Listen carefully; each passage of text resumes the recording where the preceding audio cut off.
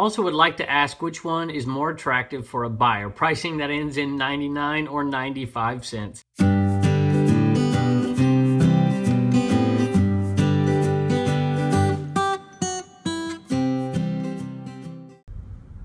right, here's a question from Kathy. It says, do you test everything you buy or just go by what the sellers tell you? I never go by what the seller tells me. I mean, I don't know.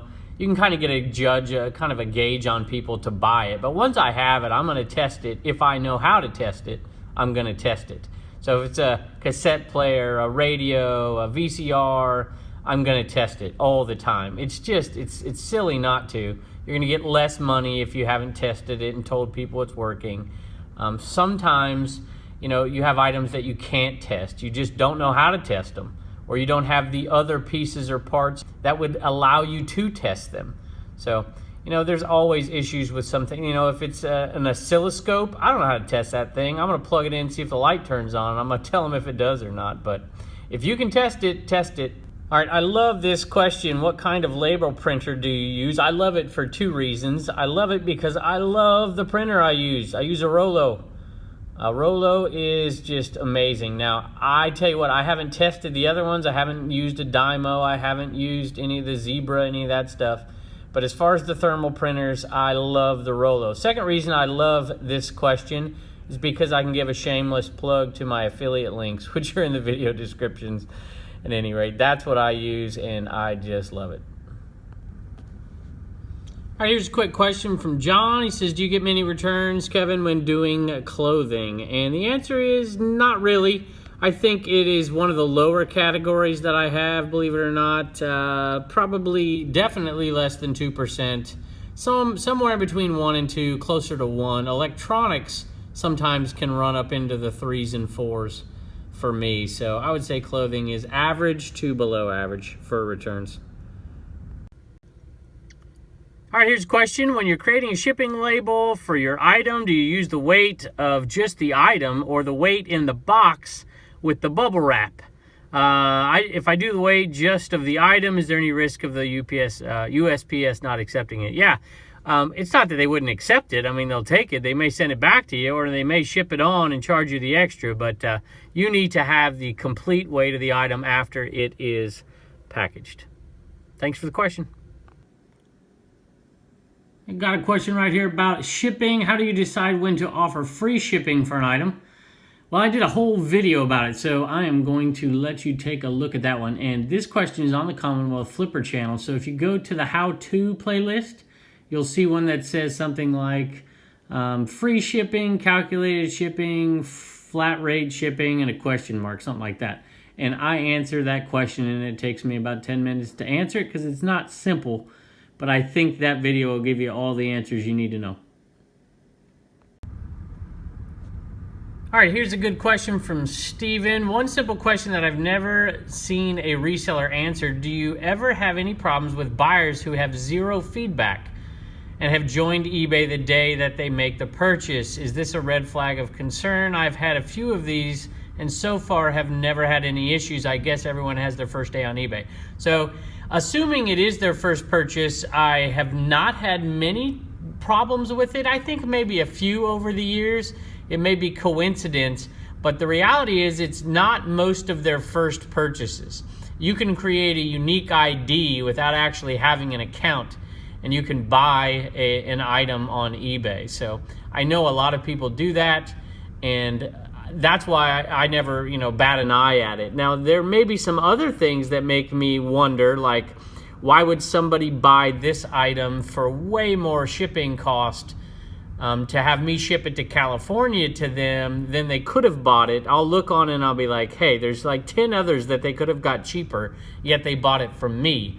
That's a red flag. And so to combine that with a first purchase might be some concern to me, but simple first purchase is not. And I've heard some people deny a first purchase buy before.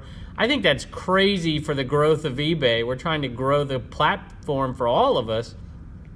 We need to make sure that first-time buyers have great experiences. Anyways, that's a very good question. Thanks so much for asking it. All right, another question here. To lower your price on an item, is it okay to revise it, or do you need to delist and relist the item? definitely just revise it. That's perfectly fine. No problem at all. Here's a quick question from Brian. He says, when do you decide to charge for shipping or give free shipping? So I'm actually going to direct you to a different channel and a different video. So this is on the Commonwealth Flipper channel, free shipping or calculated shipping or flat rate shipping. Check that video out over there. Just type in Commonwealth Flipper shipping free or something like that and you'll check it out. And as you can see, it's not always an easy thing to type into just a little box right there. So check that video out and you'll find out my answer. All right, here's an interesting question. It says, thanks for the tip. Also would like to ask which one is more attractive for a buyer, pricing that ends in 99 or 95 cents. That's a funny question. So I actually have had this question before, and I don't think it makes a darn bit of difference. I suppose 95 over 99 if I had to guess. But I often end it in strange numbers just to get people to think. So 41, 81, 47. Just have fun with it. I don't think it's going to make much of a difference. All right, here's a question. What is revereware and how much does it cost to ship those pots? Because it came from this video right here on Commonwealth Flipper. And, well, revereware is just a set of pots and pans is all it is. Copper bottoms on most of them, I believe. And they're not high-priced items, but that one was pretty good because it was huge. And so something like that, 10 quarts, it could be, just depending on where it's going, it could cost as little as like $8 and as much as, let's say, 15 bucks because it's pretty light. Maybe a little bit more if it's going like Alaska or something. All right, it says, thanks for the VCR shipping. Just getting into them. Do you do any cleaning internally on them or just externally and run a tape to see how it works? So I'll flip the little door open just a little bit and clean inside there, but that is the extent of it, and I definitely test it to make sure it works. Hope that helps, Ken. All right, here's a really long, it's a question with some statements, and I will probably address this in a future video. So basically the question is there an advantage to doing free returns? So to be honest with you, I think in a lot of ways, everything you say in this is fairly correct. And so it's almost a wash. I do free returns simply because I believe, I don't have the factual evidence to back it up, I believe that it gives a lot of buyers a lot more confidence in the seller.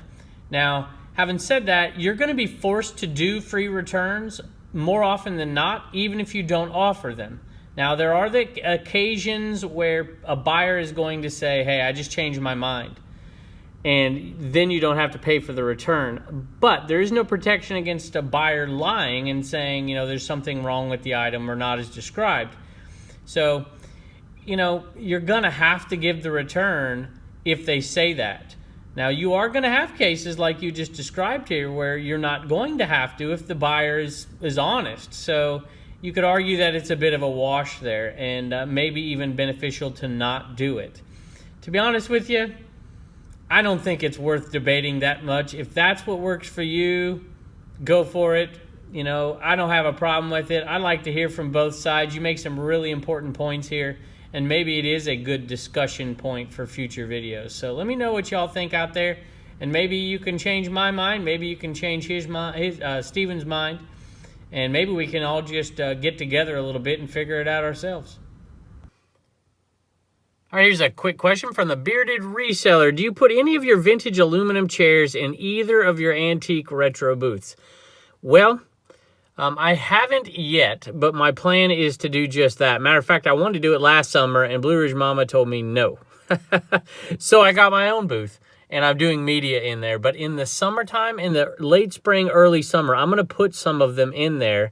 The ones that have the different colors and whatnot. And I don't think I'm going to get a ton of money, to be honest with you. But I might put them out there for like 15 bucks and see what happens. I can make a little bit more on eBay. But, man, I'd rather make $10 profit in a booth and not have to ship it. So, there you go.